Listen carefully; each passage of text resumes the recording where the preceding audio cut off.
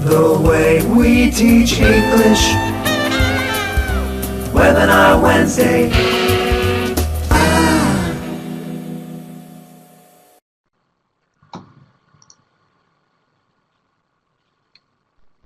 Welcome to Shaping the Way We Teach English, Webinar Course 15, brought to you by the American English team.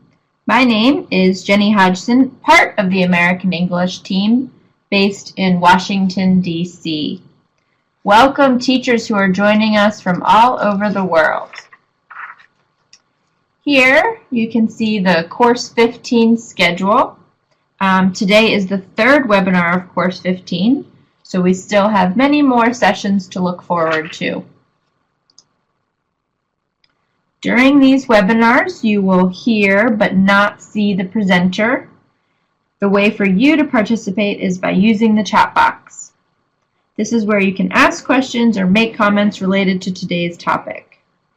You will also see the moderators in the chat box to help you, and we rely on you, the webinar community, to help each other. Your presenter may ask you questions in the form of polls. These will be multiple choice questions that will appear on your screen for you to answer. And we know that some people may experience technical problems, and unfortunately, we cannot fix individual technical issues, but we will let you know if we are having a global issue. If you do lose sound, a great way to follow along is with the caption pod that you can see at the bottom of the screen. Webinar courses consist of 6 webinars, and during the course, these webinars take place every other Wednesday. If you attend at least 4 out of the 6 webinars, you receive an e-certificate from your RELO or U.S. Embassy at the very end of the course.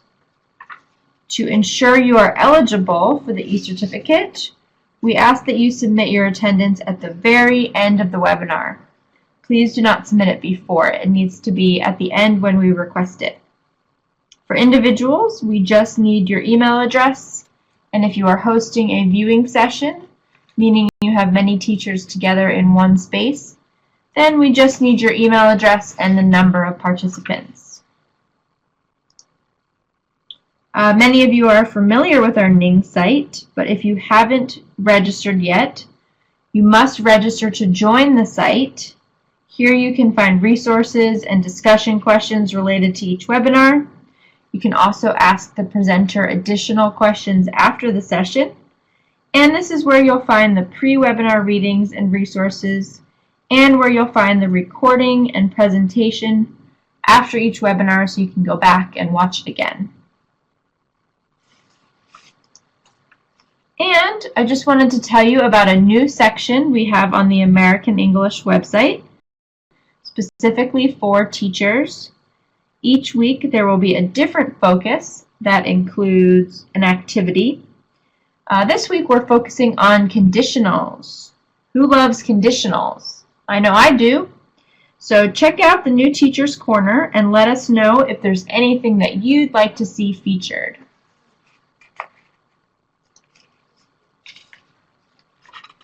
Today's presentation is entitled Integrating Pronunciation Across the Curriculum. While it's natural to incorporate pronunciation activities into oral skills classes, many opportunities exist in reading, writing, and grammar courses to introduce and reinforce pronunciation concepts as well. In this session, the presenter will introduce content-based pronunciation activities that could be used in a reading, writing, or grammar course. She will give ideas about how these activities could be integrated to help students develop more clear and accurate pronunciation. Our presenter today is Shar Heitman, and she received a BA in TESOL and Spanish and an MA in Linguistics with a focus on applied linguistics. She has taught EFL in Japan, Holland, and Spain, and has been an instructor at the American English Institute at the University of Oregon for 18 years. Her professional interests include oral skills, pronunciation, course design, alternative assessment, project-based learning, teacher training, and cross-cultural communication. So welcome. we're excited to get started with today's topic. Thanks so much, Jenny. Thank you for the warm welcome. I am very excited to be here today with you all and be sharing one of my teaching passions, which is pronunciation.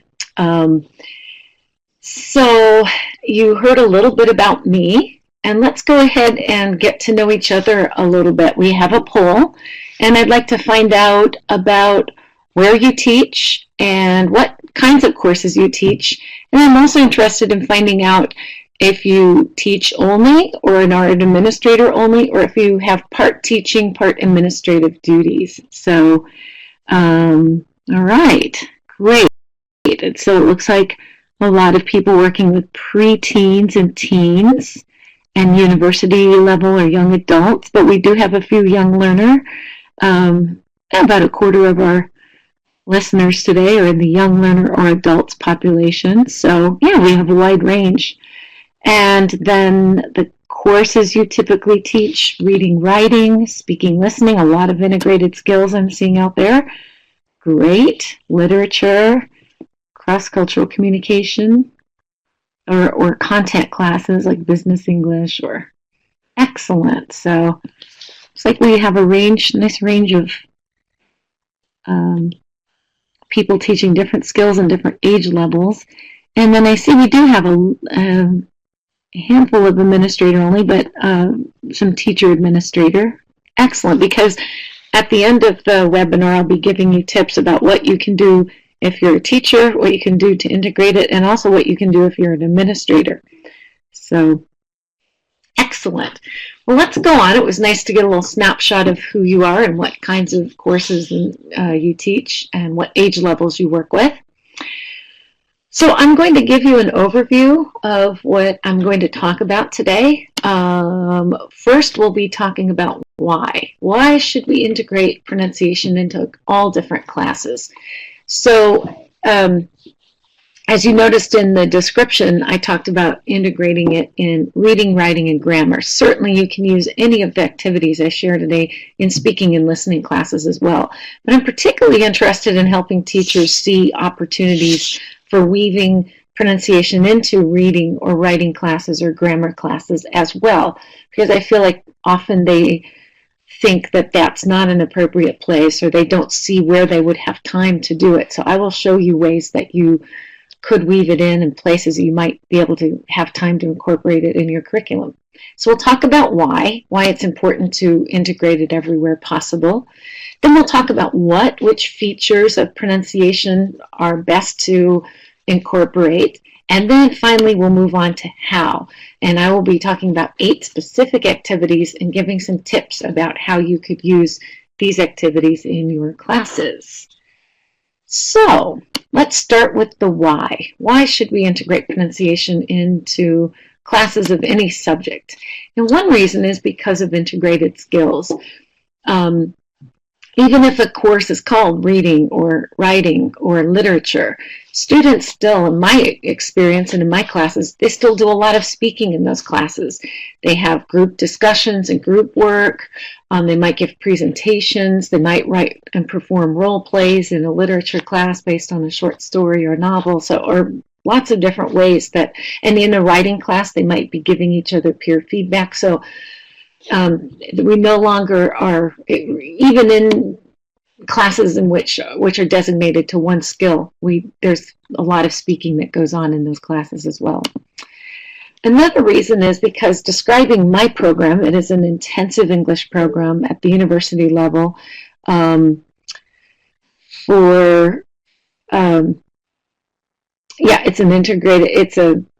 it's an intensive English program, and students do have 18 hours of class a week. But the way it's divided up is that they have 12 hours of literate skills, reading, writing, grammar, and 6 hours of speaking and listening courses. And so if we only introduced the pronunciation activities in the oral skills classes, and we also in oral skills classes have to talk about conversational interaction and discussion skills and many other skills, if we only introduce pronunciation there, we'd be losing out on 12 hours a week where we aren't weaving it in, and it would be a loss.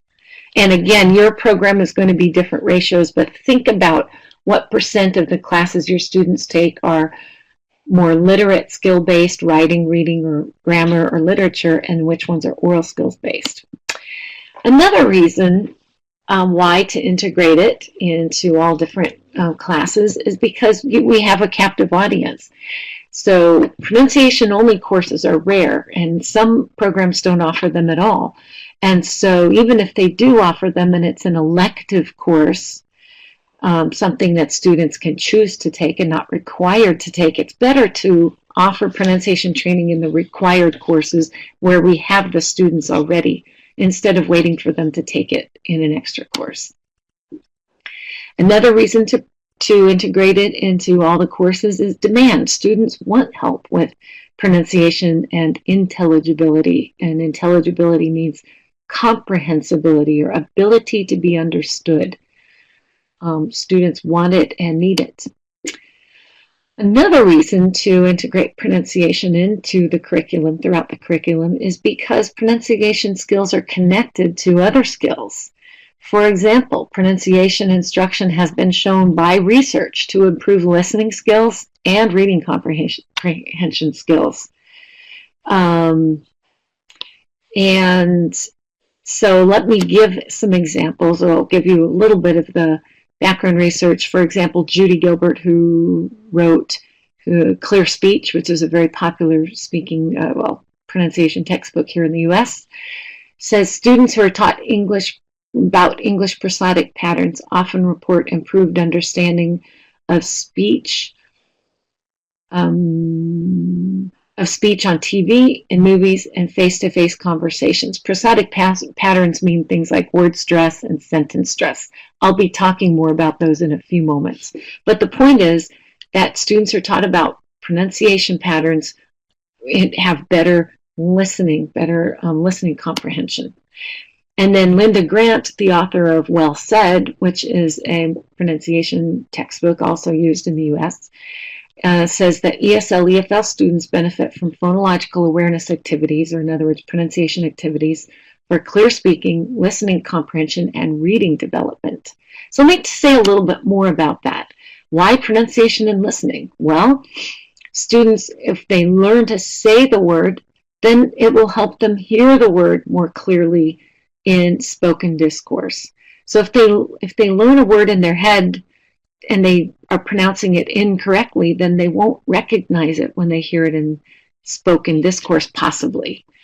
Whereas if they learn to say it correctly, then they'll hear it and pick it up when they're doing listening exercises or doing listening.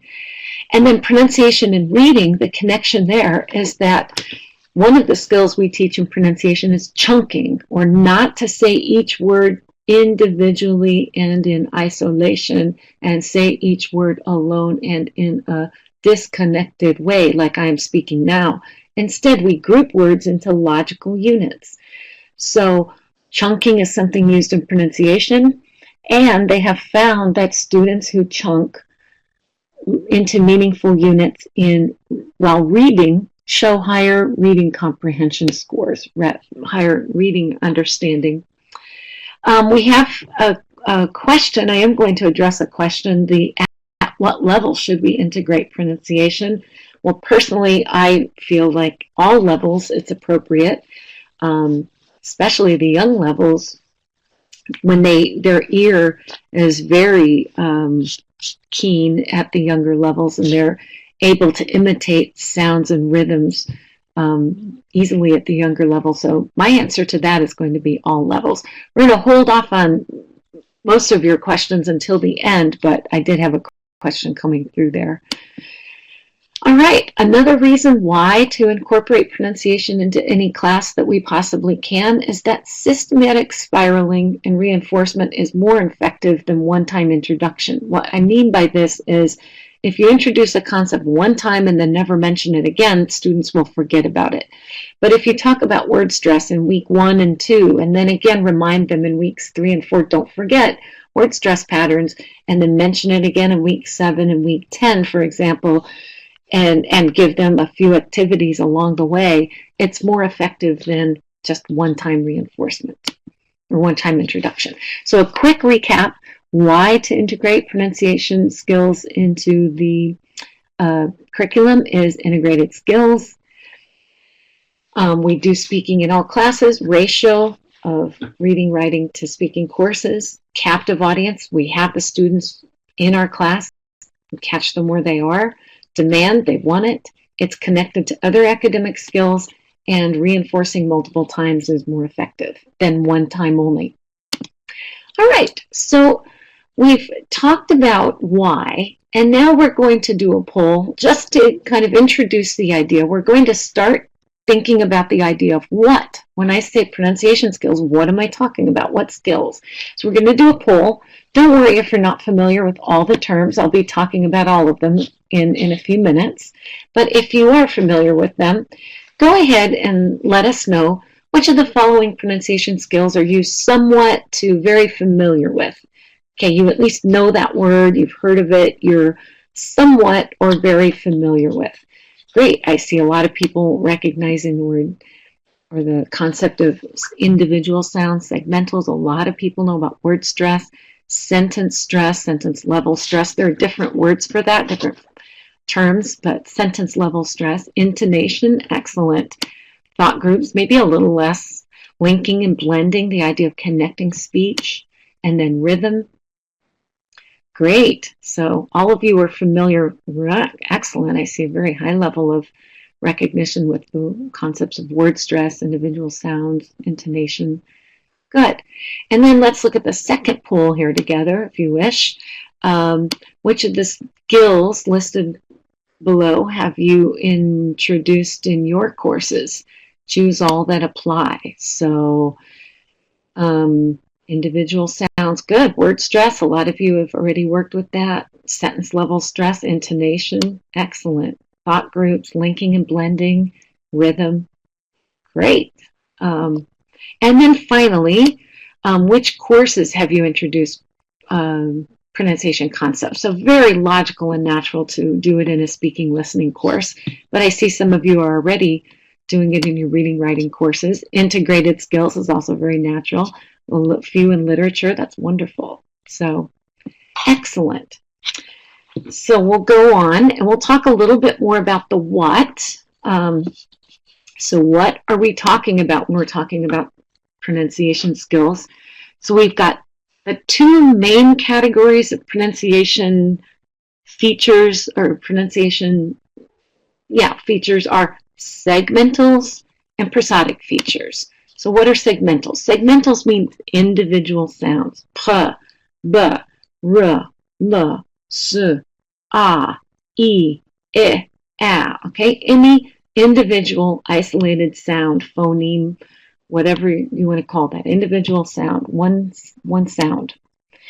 And then what are we talking about? What do we mean by prosodic features? Prosody, prosodic features, or suprasegmentals. You might have heard that word before. What does that mean? Well, we're talking about word stress, for example. If you have a two-syllable word like mother, are we going to say mother or mother? Okay, which syllable is stressed? And we'll be doing some practice of this in a few minutes. So we have word stress patterns. We have intonation, which means is the tone or the pitch rising, going up, or falling, going down? Okay, intonation talks about the tone and the pitch of the language. Then we have rhythm. Rhythm is the melody of the language. So rhythm means you might be familiar with the term nursery rhyme, or in poetry you've got rhyme, right? And so nursery rhymes are things like twinkle, twinkle, little star, how I wonder what you are, up above the world so high, like a diamond in the sky. The idea is, what is the rhythm, what is the beat structure of that phrase or sentence? Then we have thought groups, which I talked a little bit about above, that we chunk words into, we group words together according to meaningful units. And then finally we have linking and blending, which means connecting speech, making the words, one word flow into the other. We don't want to sound really choppy when we're talking. We don't want to sound really choppy when we're talking. We want to kind of smoothly link or connect one word, one sound, one phrase with the next. Okay, so hopefully that gives you a little bit of an idea of these features. There are lots of online resources. If you still have questions, there's ways you can learn about that. So in the past, back when I started teaching English as a second language many, many years ago, the approach for pronunciation was basically segmental training. We just did a lot of minimal pairs, light, right, or sheep, ship, or cheap, chip. Okay, so we would have minimal pairs and do a lot of work with that. And that's not wrong, but in recent years, there's been a lot of studies, a lot of research that has shown that actually if you focus on prosodic features, word stress, intonation, rhythm, that is actually more effective in helping your students become more understandable, comprehensible, intelligible than segmental instruction. So if you're feeling like, well, you know, they're always going to have an accent, and even if I work on segments, they won't make a lot of progress, that's kind of true. They can make some progress there. But the great news is that you can work on these other features and make a lot of progress on their intelligibility, their understandability. So, for example, Doring and Rossiter, who are very prolific researchers in the area of pronunciation and effective pronunciation instruction, they say we do not advocate eliminating segment-based instruction altogether. But if the goal of pronunciation teaching is intelligibility, understandability, then it should include a stronger emphasis on prosody. So basically what they're saying here is don't stop completely talking about minimal pairs and individual sounds, but focus more on word stress, intonation, rhythm to have more of an impact on students' ability to be understood. And finally, in the what is Sue Miller of Targeting Pronunciation, which is another textbook, and it occurs to me that I will be sharing in the resources. I will share a detailed bibliography that I have of all these various research references that I'm making, and also the names of some excellent pronunciation textbooks for your future reference. But anyhow, she considers these to be the 5 core pronunciation features. So intonation, and then she links rhythm and sentence stress, and they are very connected. Thought groups are chunking, linking and blending, connected speech, and word stress. And then finally, she says, deal with vowel and consonant sounds as needed on an as needed basis. So in an EFL environment, you have the advantage of probably most of your students are speakers of one language, so you can identify, oh, this is where Spanish speakers would have problems, or Arabic speakers, or Chinese speakers, or Japanese speakers. So you can isolate those sounds that are problematic in your language and then teach those on an as-needed basis. All right, and so now we're going to move on. We've talked about what, we've talked about why. Now we're going to move on to how. And what this is talking about, this is the Mercia framework that they suggested and that they advocate, and that there are different stages and different types of activities we can do with students. So first we want them to describe and analyze what's happening, and I will give you some examples of how you might do this. Just get them to raise their awareness of that a feature even exists. Until somebody draws your attention to something, you might say, wow, I never even thought about word stress patterns until you asked me to think about it. So draw their attention to it.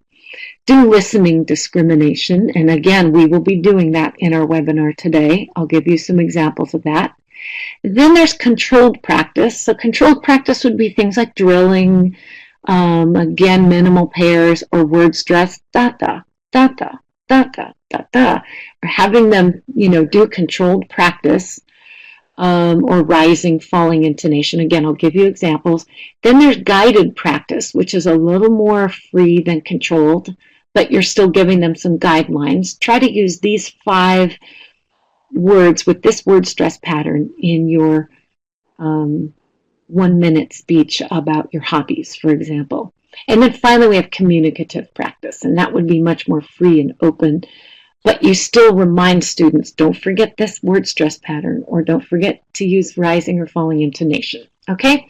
So what you want to do is you're looking at your activities. You want to make sure that they aren't just all falling into the stage 1 or stage 3. There is absolutely a role for muscle memory building, for drill and repetition, choral repetition. That is utterly, completely useful. But you want to try also to make sure that you sprinkle in some activities that are in the guided and communicative practice realm as well, if at all possible. So analyze your own teaching practices and think about where gaps might exist in your teaching. All right, so let's move on. So now we're going to jump into the 8 activities of how. How can you do this? It's one thing to talk about do, and it's another thing to show you how to do it. So let me tell you about the context. All of these activities are going to be examples that could be used in a content unit about the environment. Okay, just randomly pick the environment. That is a unit I tend to cover when I talk, when I teach, but it depends on the course, of course. And certainly all of these examples could be translated to a different theme or topic. But I'm just giving you examples of the environment so that you can see how might you weave it into a content-based unit. So speaking of topics and themes, if you could in the chat box right now share with us what are some of the themes or topics you work with in your classes. For example, art, family, sports, films, okay, I see. Environment, nature, animals, education, food, yep, that's very popular. Family, excellent. Hobbies, yeah. Everyday situations, whoa, it's going fast, but I'm catching some. Animals, women, culture, family, world history, jobs, job interview, excellent. Clothes, media, wow, death, yeah. Curriculum, sports, cinema. So lots of different topics. So the point is that if you don't do the environment, don't worry about it, but just look at my examples and think about how you would translate my examples into your setting with your topics that you use. Okay? Okay, so let's move on. Let's get right to our first activity. And the first one I'm going to deal with is word stress. So word stress patterns. So as you well, let's talk about a definition first. Length, strength, volume, and pitch. This means that stressed syllables are longer, they're stronger, louder, and higher pitched, right? So if we say, for example, mother, right? Ma, the syllable in that is going to be longer, stronger, louder, and higher, right? Mother. We don't say mother, right? It's not at the same pitch. It's mother, right? It jumps up slightly. All right? So let's look at this activity is going to be that you would introduce your students to a word stress chart, a possible chart of word stress patterns, and I'll go over it together, and then we'll do a little bit of practice applying it. So if you were to introduce this to your students, if you have photocopier, you can make this on your own and copy it. If you don't, that's fine. Have your students, if they have paper and pencil, have them make this chart, and then they'll learn a lot in the process too. I actually give my students, they have 1 page for each pattern. And why? Because over the course of my term, I want them to chart lots of words, not just a few, but this is to give you an example. So let's just go over it and do a little bit of practice. You can do it silently on your own as I'm doing it out loud. So the top left corner is a 1-syllable word, so find, see, play, write, read, draw, okay? 1 syllable, that's the stress syllable. No controversy there. Let's move on to the top row, the middle and the last one. So the middle and the top right. So if you have a 2-syllable word, you have 2 possible patterns, right? You have, I'm going to use empty syllables, data. Data.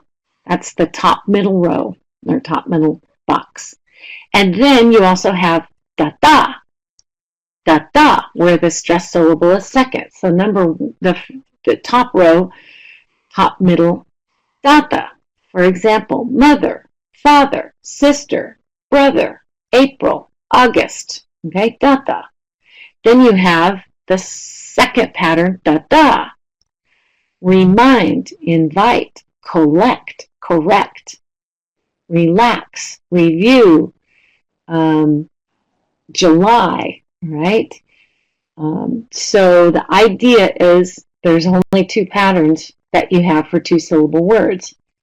Moving to the middle row, obviously if you have three syllables, you have three possible patterns. You have da. The first syllable is stressed. Or the middle box there, da. And the last one, da. So the first one, you had an example like anyone, everyone, grandmother, okay? Middle box, Seattle, invited, included, related. So we'll come up with other examples too. And then da, understand, introduce. So those are some more examples. And then going to the last row, it's really extending the same principle. You have four syllables, you're going to have four patterns. I wasn't able to include it on here, but you get the main point. You have da, anybody, da, or da. So first syllable, second syllable, or third syllable, da. Institution, education, invitation.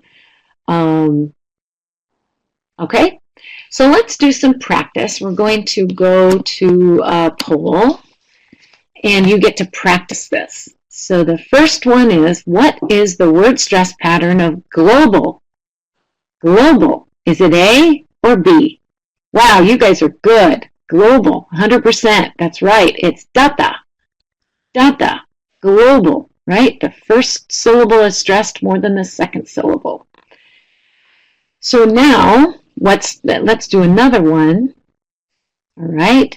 What is the stress pattern of energy? Okay, here we go. Good. Number 2, sustain. Sustain. Listen carefully. Sustain. Is it the first syllable or second syllable stressed more? As most of you are saying, almost 100% accuracy. B, sustain, da. Okay, excellent. You guys are doing very well so far. Number 3. That's okay. Yeah, we can. 3, here we go. What's the word stress pattern of climate? Da. Climate. Excellent. So we have mostly almost 100% at pattern A. Da. Climate. Perfect. All right. So let's see. Let's go on to number 4.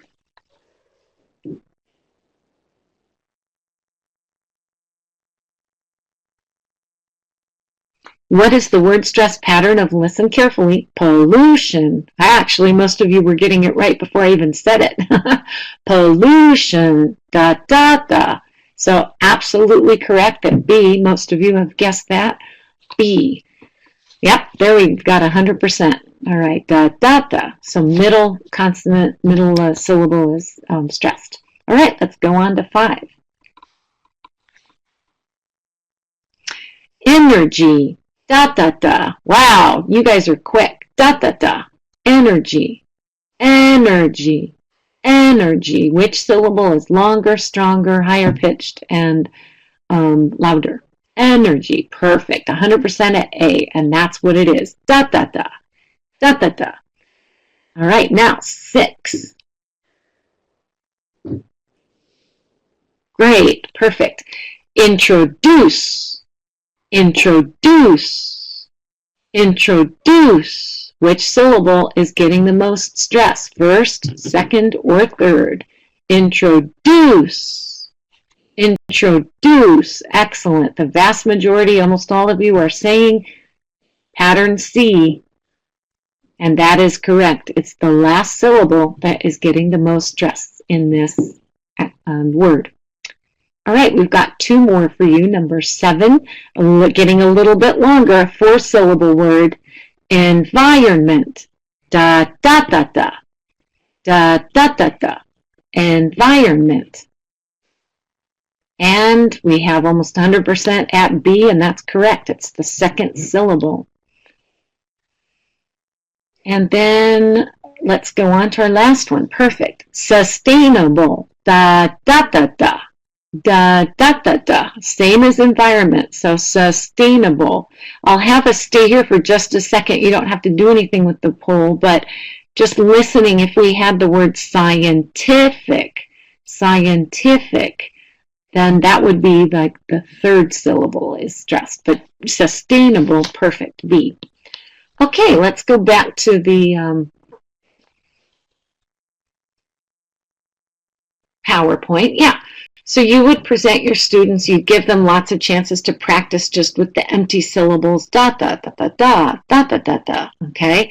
Sometimes what I'll do is after I introduce this, I'll go around the circle. I'll say, you do a pattern. Actually, I number these in my classroom. So 1, 2, 3, 4, 5, 6. So then I say da da, and students say pattern 3, or da da da, pattern 4. So in other words, they can communicate with me what it is.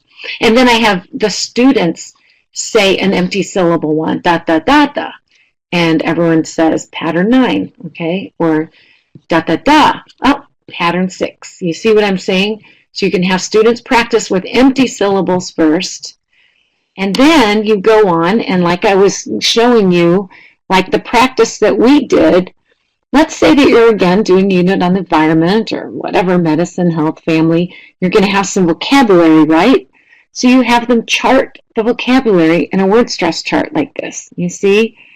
So that at the end of the unit, hopefully they're not saying global warming, they'll say global warming, right? So they will have more of a correct word stress pattern. So let me just read these for you. Find, bring, global, ozone, climate, reduce, sustain, energy, resources, oxygen, reduction, pollution, recycle, understand, introduce, generator, fluorocarbon, ecosystem, environment, renewable, sustainable, scientific, deforestation, okay?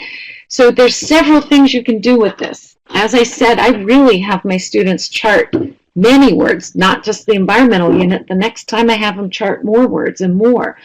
So over time, they're going to be able to go home. You can say, go home and practice this. DACA, global, ozone, climate. That's something they can do on their own. If they're pretty confident, if you're pretty confident that they understand the concept.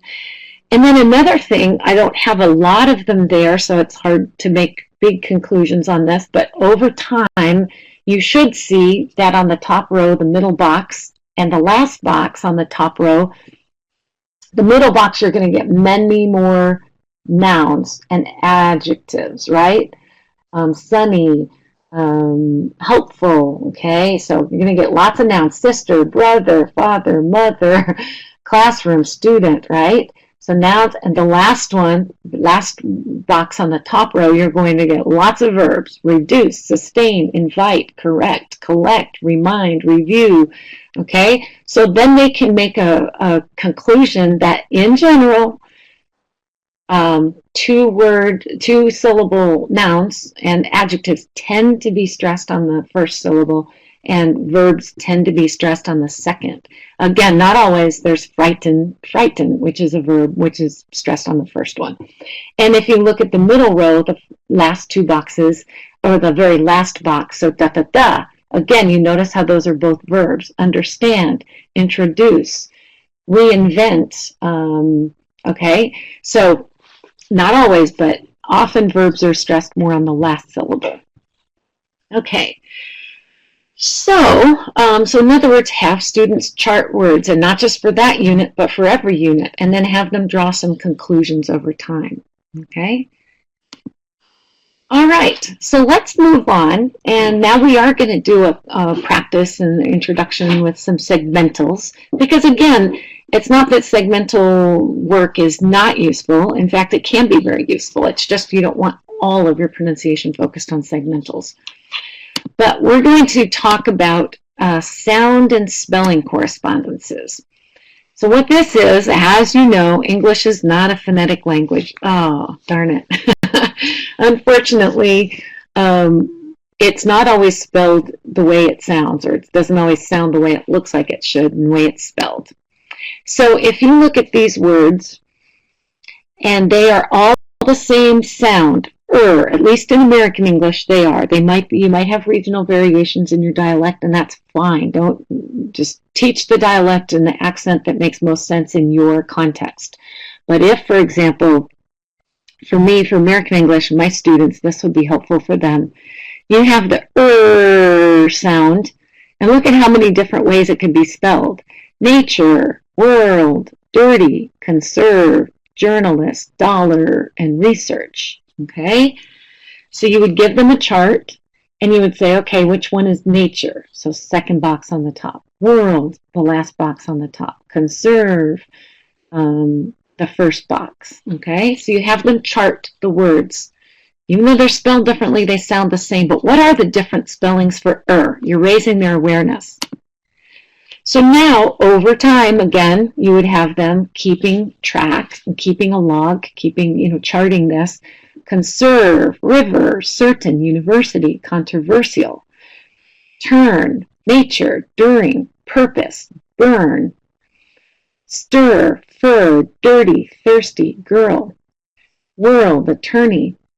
Journalist, journey, encourage. Herd, research, learn. Dollar, sugar. So then, again, over time, here there is enough, there's not a ton of evidence, but just looking at this chart alone, you could conclude that the most common spellings for the sound are ER, UR, and IR.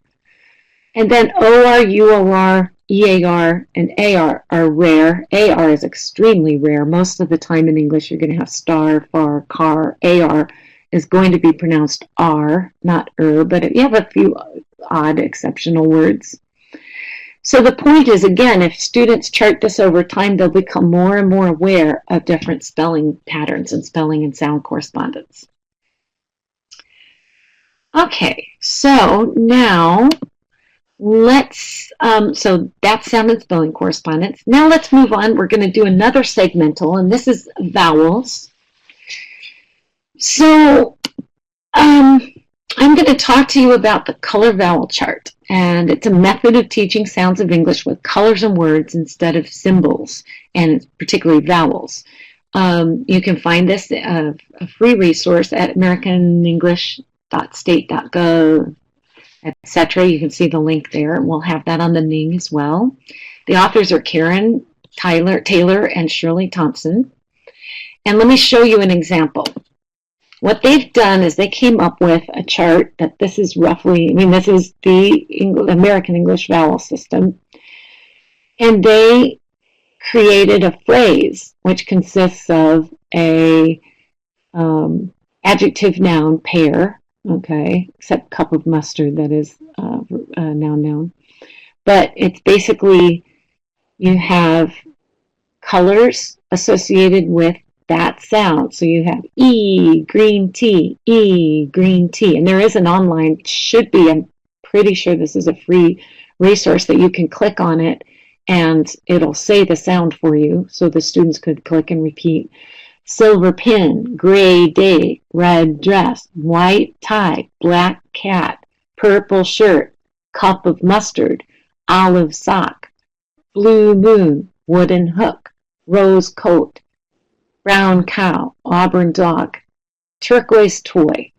Does anyone want to guess? Remember when we were talking about nature, conserve, journalist, world, girl, dirty, fur, burn? What color would that be? What words and colors? Purple shirt, that's right. So you can have students practice this. You can introduce the idea of the concept of color vowel chart. And then now we're going to practice. Let's give you some examples, some chances to practice this right away. So for example, let's look at the first poll blue moon. Which of these words, it's more than one, any of these words could be ooh, blue moon, soon, rule, lucky, new, fool, and would. So which ones are blue moon? Okay? Soon, rule, lucky, new, fool, would.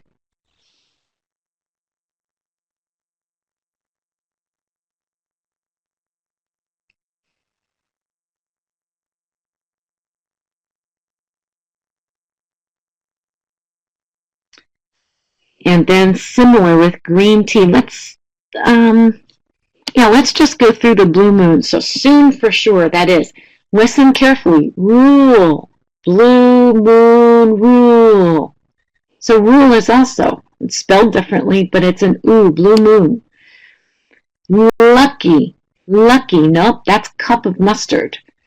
And new. New. Listen carefully. Does that sound like blue moon? I'm at the first pull, the fourth word. New. Blue. Moon.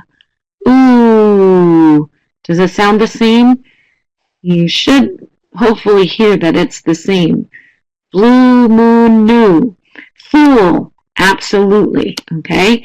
So this is another example of just because the soon and fool are double O, rule and new are spelled differently, but they're the same ooh sound. And then wood.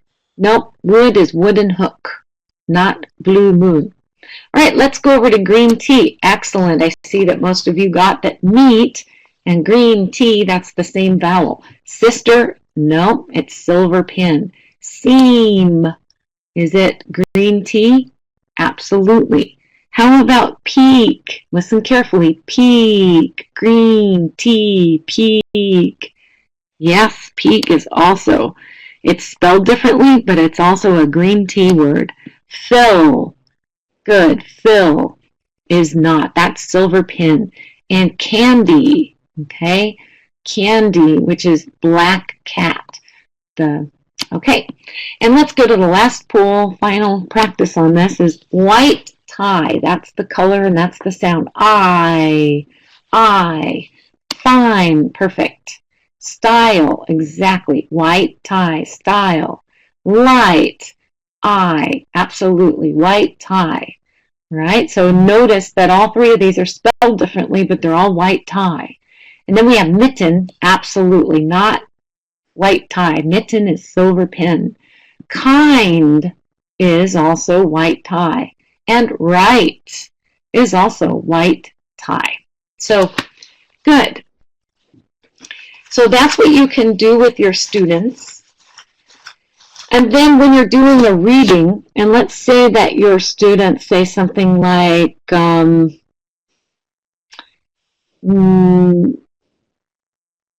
environmental, and it should be environmental, then you can show them that, no, which chart is that? I mean, which sound is that? Environmental. And you ask them, environmental, which one is that? And it's red dress. Okay. Okay. And so let's take, again, I'm a big chart person. I like, language has a lot of exceptions, natural languages do, but there are a lot of patterns as well. And so as we get our students to start noticing these patterns, we're not just giving them a fish, we're teaching them how to fish, to help them recognize the patterns, the larger patterns within the small pieces of language that they know. So you're going to take this like world, purple shirt, CO2, blue moon, reduce, scientific, sustainability, reduction, cup of mustard, and we're again talking about, even though these are multi-syllabic words, many more than one syllable, what is the main stress syllable? What is the quality of that vowel? Conservation, sustainable, olive sock, ecology, oxygen, red dress, environmental, global warming, orange door, or warming, okay? and landfill, black cat, and white tie, environment, recycling, scientist. So again, I really want to stress a few things here. First of all, if your dialect is different, this is American English. If your dialect is different, teach what works for you in your context. And second of all, it may be trickier for you as a non-native speaker English teacher. But if it's possible for some of them, if some of the sounds are easier, work with the sounds that you do feel most confident with, and maybe don't, and steer away from covering sounds that you're not as confident about. Okay, so it doesn't have to be perfect, but you can at least introduce them to the concept and let them practice if you feel comfortable enough with it. Okay, so another activity that we've got, now we're going to go back to word stress. So in English, great news, there is an absolutely hard and fast, almost, I have not found any exceptions to this, there's a really clear rule with proper names. And I'm going to let you try to guess what the rule is. What do you think the rule is? If you take a proper name like Barack Obama, Lady Gaga, Lake Victoria, Los Angeles, okay? What do you notice about which of the two words gets more stress? The second I'm seeing. A lot of you are seeing second. Yep, the second one. And if, for example, we had a three-word phrase, listen to this, New York City, Salt Lake City, San Francisco Bay, okay? If we have three words, it's the third. So basically the rule is the last word of the proper noun phrase is stressed. So, yeah, sorry, I didn't go to this first, but what do you notice? Most of you are noticing that it's the last word of the proper name phrase gets the most stress. So what I do is I have my students, before I even talk about word stress or proper names or anything, I say to my students, okay, take out a sheet of paper and write down 20 names of famous people you know, okay? So, Katy Perry, Lady Gaga, whatever, Charles Barkley, Again, it depends on what they're interested in. So they'll write down a lot of proper names, and then you tell them the rule, and then they can apply it to their situation. So if, for example, you're doing an environmental unit, and they talk about, oh, Rachel Carson wrote Silent Spring. This was a very famous book back in the 60s about the environment, and Rachel Carson was a famous naturalist. Michael Pollan is lecturing in New York City. Okay, he's a more current naturalist and journalist who writes about environmental issues. Michael Pollan is lecturing in New York City. Okay, or this is a classic. Henry David Thoreau wrote Life in the Woods about his experience living on Walden Pond. So in other words, if you're doing a reading passage and there's 4 or 5 or 10 or however many proper names in there, you could have your students underline it or circle it and then practice saying them with the correct word stress pattern. This is whether you're a native speaker or not. This should be pretty straightforward for you and your students, okay? And then encourage them 2 weeks later, 4 weeks later, 6 weeks, remind them, remember, it's not Henry David Thoreau, it's Henry David Thoreau, okay? So you can bring it up, you teach it the first time, but then keep mentioning it, because I can't imagine an English class in which you don't come across proper names pretty frequently, because language consistently has a lot of proper names. Okay, so hopefully that's clear how you could introduce that into anything, grammar, literature, reading, writing, speaking, listening. Okay, let's do another activity. We've got another word stress. This is acronyms, okay? Acronyms are things like, for example, USA, BBC, okay? So why don't you share an acronym in the chat box? What are some acronyms that you know of? NPR, excellent. RIP, yeah. UK, OK. BBC, CNN, UN, FBI, CIA, HP, yeah. ESL, yep, excellent. NYC, ATM, RIA, FBI, yep. NGO, excellent. UK, FYI, very good.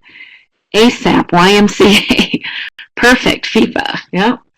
Okay, so now listen carefully. What do you notice about the word stress pattern of acronyms? Which letter gets stressed the most? NBA, FBI, GPA, LA, PC, DVD. Last one, absolutely. So that's an utterly regular, almost, I don't think exceptions. I've never found one. So you can teach students this, and now when they're talking about it's the last initial in an acronym gets the most stress, again, whether it's 2 initials, 3, 4, ASAP, okay?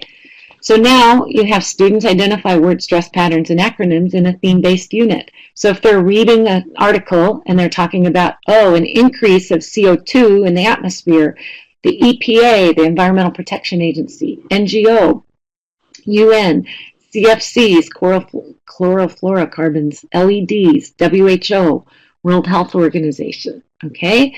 So you would give them, maybe they have a reading and some of these occur anyhow. Have them circle it, have them underline it. And then when they're talking about it, there has been much more CO2 in the atmosphere in recent years. They should be able to pronounce that correctly, okay? So again, no matter of accent, this is kind of independent of someone's accent, whether or not they can stress the last syllable. Okay? Great. So let's move on. We've got 3 more activities. This one is sentence stress. So word stress is about individual words. Sentence stress is which word in a sentence gets stressed. And the first point I want to make, very important point, is that we're just going to talk about basic stress, okay? Any word in a sentence can be stressed at any time depending on your meaning. But let's just talk about basic situations. So you've got content words and function words. The content words are main verbs, nouns, adjective, adverbs. They're the ones that carry the most information. Function words are things like pronouns, his, her, him, they, prepositions, on, at, near, over, under, articles, the, and, auxiliary verbs, has been, would have. Okay, so the main verb would be would have gone. So gone would be the main verb. Would have is like an auxiliary. Or has been drawing, or has been swimming. So the has been are auxiliary verbs. They aren't going to get as much stress as the main verb. So the content words carry the information. The function words carry the relationship between the content words, or express the relationship. So the rule is that content words get stressed and function words do not get stressed, again, in basic situations. Of course, you can say, my sister went, but her sister didn't, and that's a pronoun, and that's perfectly acceptable. Let's just talk about general basic stress, not special situations. So let's practice. If you look at this sentence, my sister went to the zoo on Sunday, we've got a poll for you here. Which words in these sentences will get stressed? So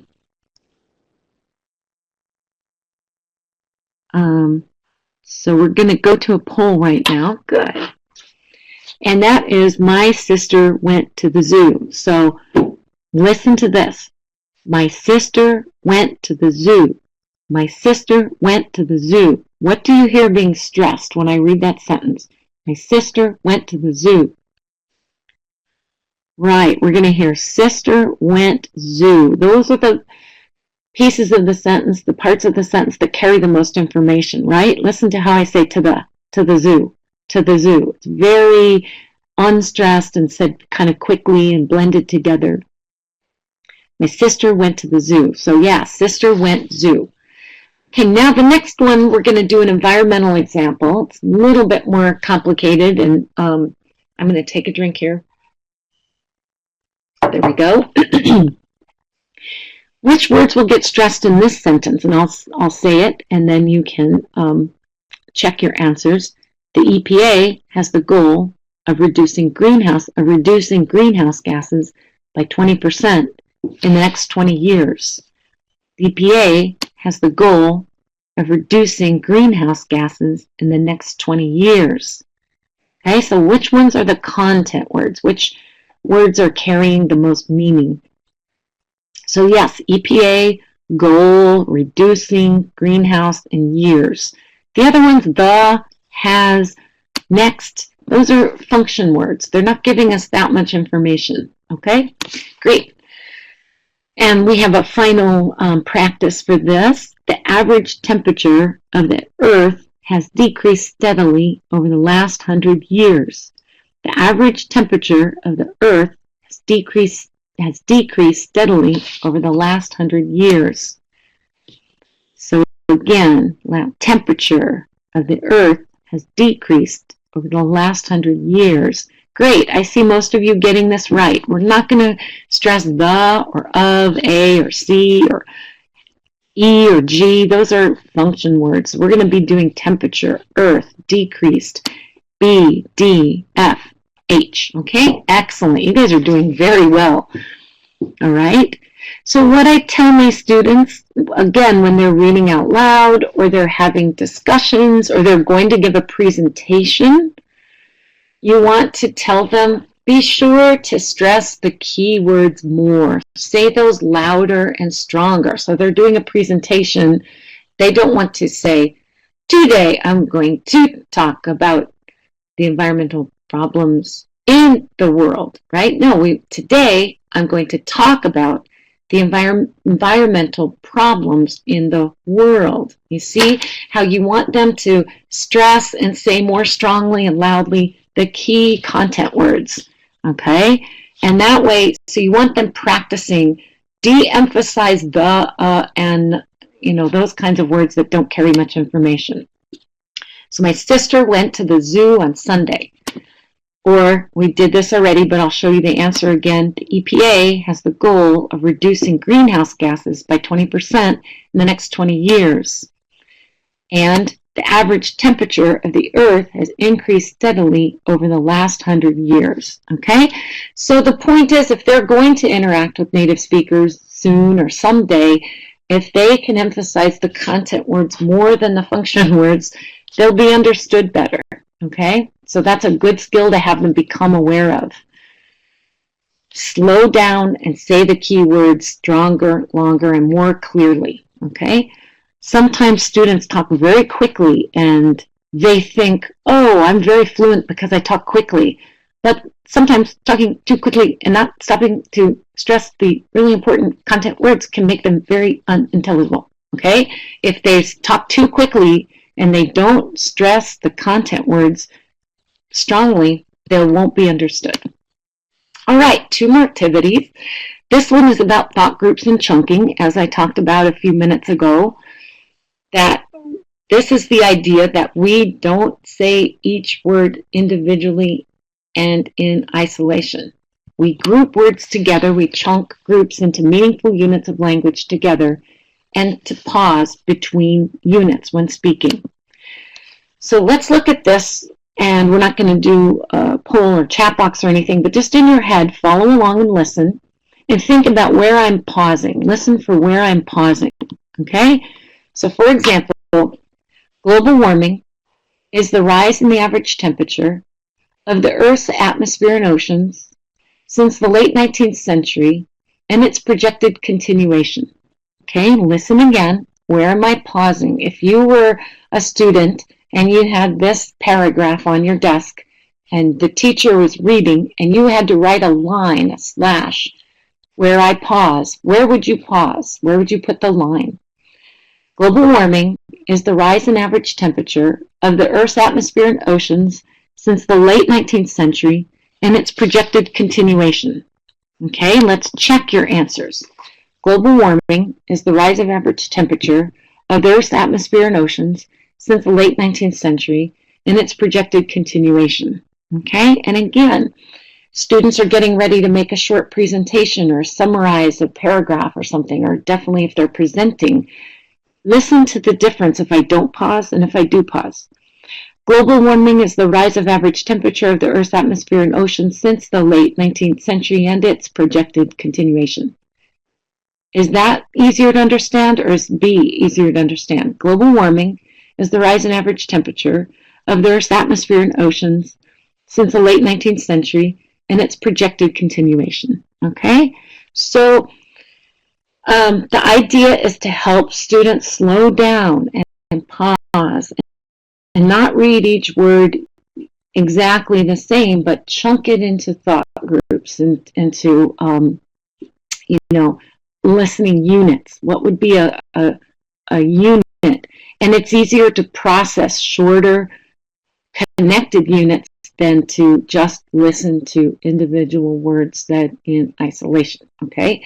Now, the one other thing I want to say about this is a little bit less regular than some of the word stress or like the word stress patterns or spelling sound or the acronym, for example. You're going to get some variation. Some native speakers might say global warming is the rise of Earth's average temperature of Earth's atmospheres and oceans. They may not stop there. So you're going to get a little variation, but in general, you should have it should be pretty regular. All right, let's try another one. Since the early 20th century, the Earth's mean surface temperature has increased about 1.4 degrees Fahrenheit, with about 2/3 of the increase occurring since 1980. Okay? Let's listen again. Since the early 20th century, the Earth's mean surface temperature has increased by about 1.4 degrees Fahrenheit, with about 2/3 of the increase occurring since 1980. So if we look at this, you're going to notice two things that I've done, not just the slashes, but also you see how I've bolded and made larger that one of the syllables in that phrase, because every phrase is going to have a stressed syllable, a primary. Since the early 20th century, the Earth's mean surface temperature has increased about 1.4 degrees Fahrenheit, with about 2/3 of the increase occurring since 1980. Okay? Okay, so there we go. So hopefully you can see how you can do a reading, or students can listen to a TED Talk, just a few minutes of a TED Talk. You as the teacher, there are like TED Talks, there's lots of resources out there that students can listen. You give them a transcript and they mark the pauses. Actually, I do this with a song. I do it with Beatles songs. I do it with all kinds of songs. Songs definitely pause, and they pause usually with the thought groups. Okay, and finally in poems as well. So finally, I'm going to do one on intonation, rising and falling intonation. So let's just do a quick definition here, explanation. So falling intonation means that the pitch falls at the end. And we tend to use falling for statements and WH questions. So let me give a few examples. Statements. She's a doctor. They live in Canada. We went to the movie. Okay, statements. WH questions. Where do you live? Why did you go there? How did he do it? When did he call you? Got it? So in general, basic intonation for falling is statements and WH questions. Now, we have rising intonation. Rising, the tone and goes up, the pitch goes up. So yes, no questions. Is he a student? Did you like the movie? Did you get a good grade on the quiz? Do you have a pet? Okay. So, and then we also have doubt, like he got an A on the test, or like you don't really believe it, or I don't know. Let's see. So something doubt or surprise. For example, you went to India last year, or you went to Hawaii at Christmas, or she's going to have a baby, or she's getting married, or he's a grandfather. Okay, so surprise. And then we also have rising and falling with lists, two or more things. So we have, do you like coffee or tea? Do you like milk or juice? Or longer lists, would you like a cup of tea, coffee, water, or juice? Okay, so we have rising, rising, falling. Rising, rising, rising, falling. Okay? And so let me give you an example. Do you believe the temperature of the earth is rising? Do you believe the temperature of the earth is rising? Why or why not? So we're going to have rising, rising, falling. And then WH question, what do you think is the biggest environmental problem today? Falling, because it's a WH question. And 3, which is a bigger problem? Water pollution or air pollution, okay, with a list, so up and down. So for example, your students read a passage and then they're going to get into groups and ask each other discussion questions. Why not teach them the intonation pattern of questions, and so they can apply that anytime they're in group discussions, right? Or let's say they do an interview. They're going to interview each other. What are your 5 favorite hobbies? You know, do you like watching movies? Do you like listening to music? Do you like reading? Do you like sports? Do you like, right? So teach them the rising intonation and then have them write a little survey for each other, or teach them the falling intonation. You know, what does your father do? What does your mother do? Where do you live? You know, so, all right, excellent. So there's lots of places that we put questions in our classes. Doesn't matter if it's reading, writing, grammar, speaking, listening, literature, content, business English. Teach them this and then have them practice it. All right, so that's what I'm saying is practice and remind students to use intonation patterns in group discussions or pair work activities. Yep. So finally, in conclusion, what can you do to improve your ability to incorporate pronunciation in the classroom? So I'm going to give you some closing tips and food for thought. All right, so first of all, on a personal level, you can recognize, create, and utilize opportunities for pronunciation instruction and practice. So just think about, where could I put pronunciation in this lesson about hobbies or family or the environment or art or history, okay? You could, just like I just showed you, 8 activities, you could be thinking about, where could I put it in a small way? They're going to do the activity anyhow. How could I give a little pronunciation tip and have them practice that as they're doing the activity? Personal level, raise your awareness of main pronunciation features. If there were some terms today, word stress, intonation, rhythm, linking, blending, learn more about them. There are lots of free online resources that you can use, books or colleagues, you know, talk to somebody, raise your awareness, educate yourself.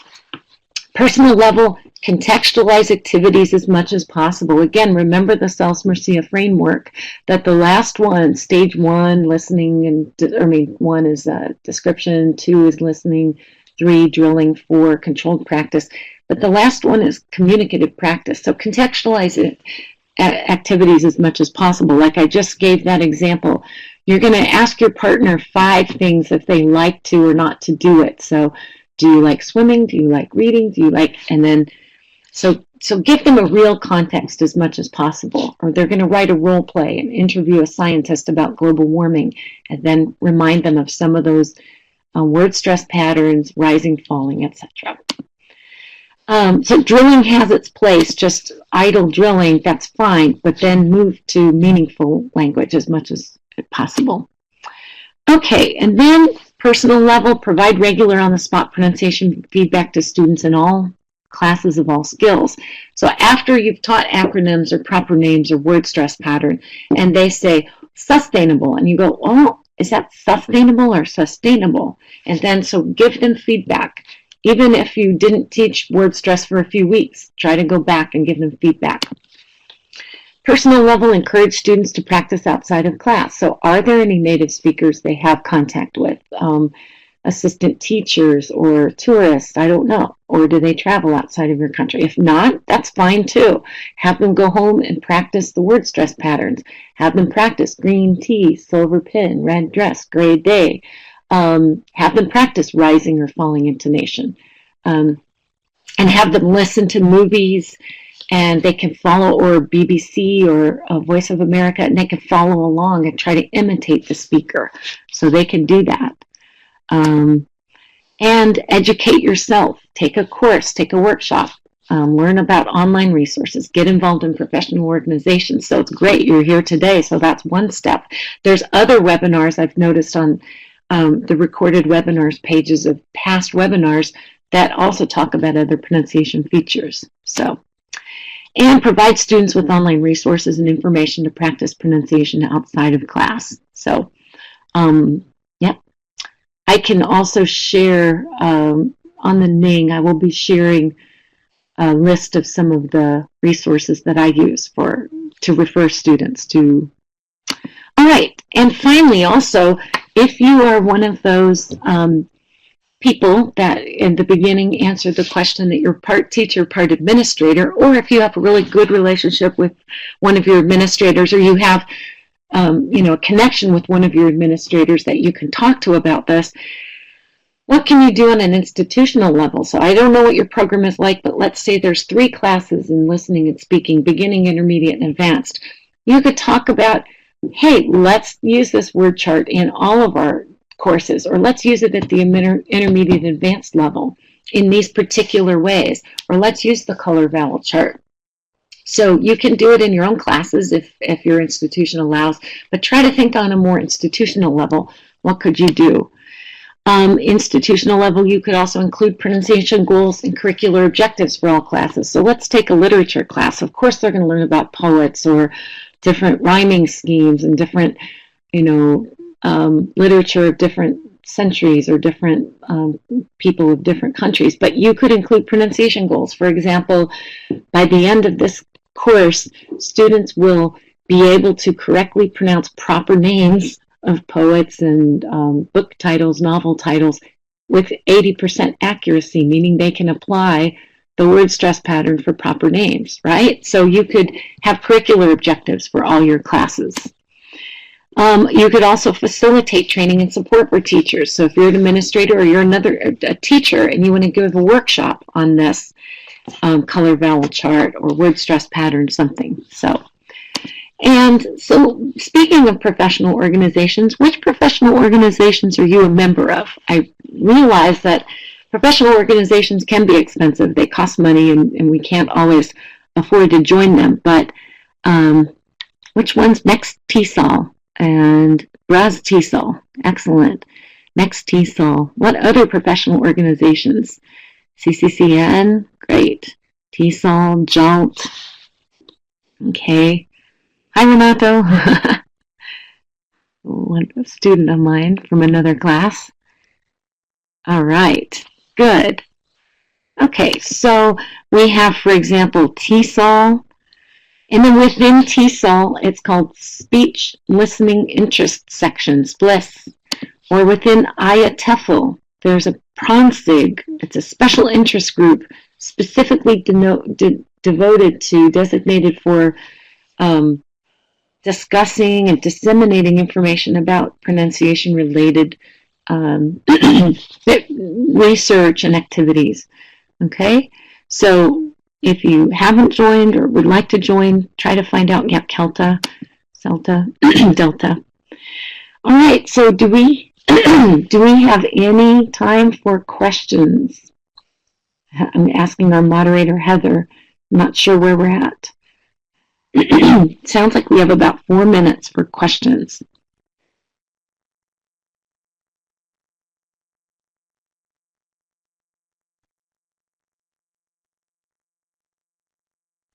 Yeah. I'm going to take a drink of water while I'm looking at questions here.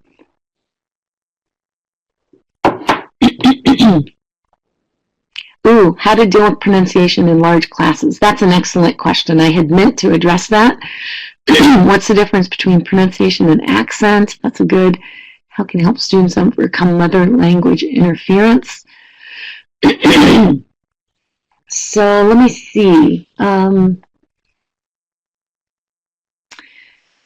So dealing with pronunciation in large classes, you can do choral repetition and drilling. You can do small group work. Again, that word stress chart, da, da, da, da, da, da. Hopefully, if you can designate a leader of the group that is pretty comfortable, pretty able to apply the word stress patterns, I would say grouping is a really good way, and whole class choral repetition. I'll put that word in here, choral. Oops, I'm typing in the wrong chat box. Ah! All right.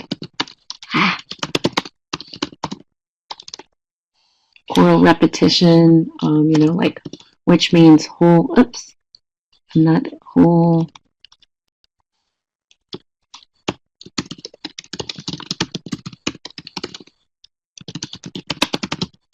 So for large very large classes. And I will be sharing a references page on the Ning. Okay. And should we incorporate pronunciation in every class? Yeah, I think so. Okay.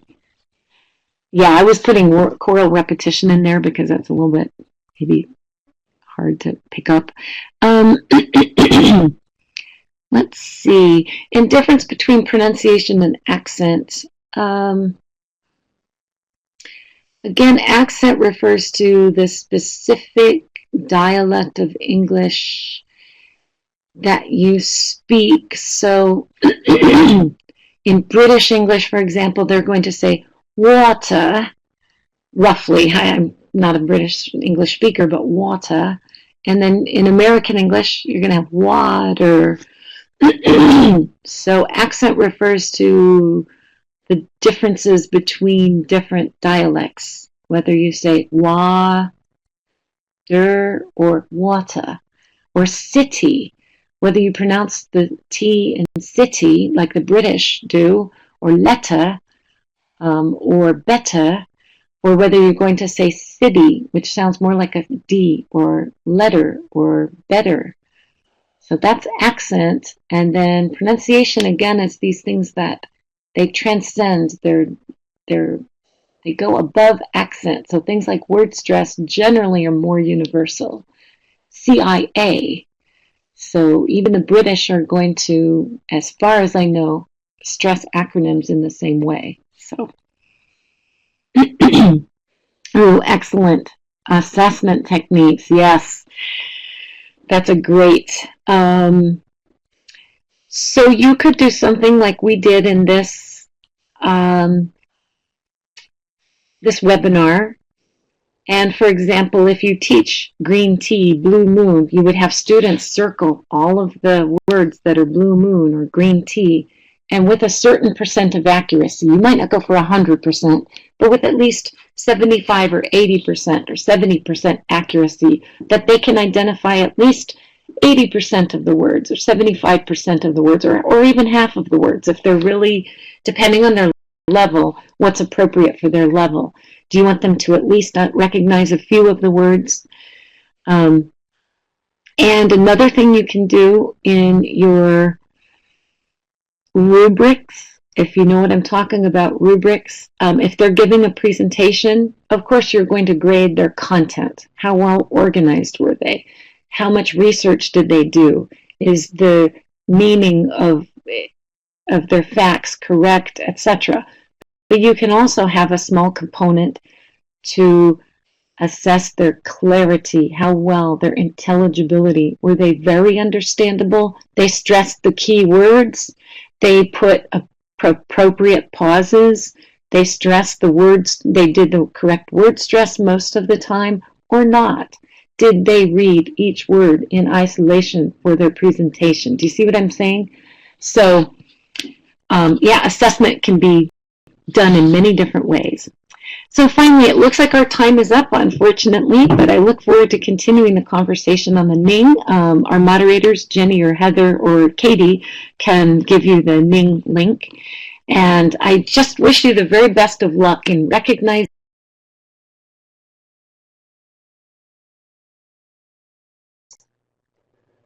All right, this is moderator Heather.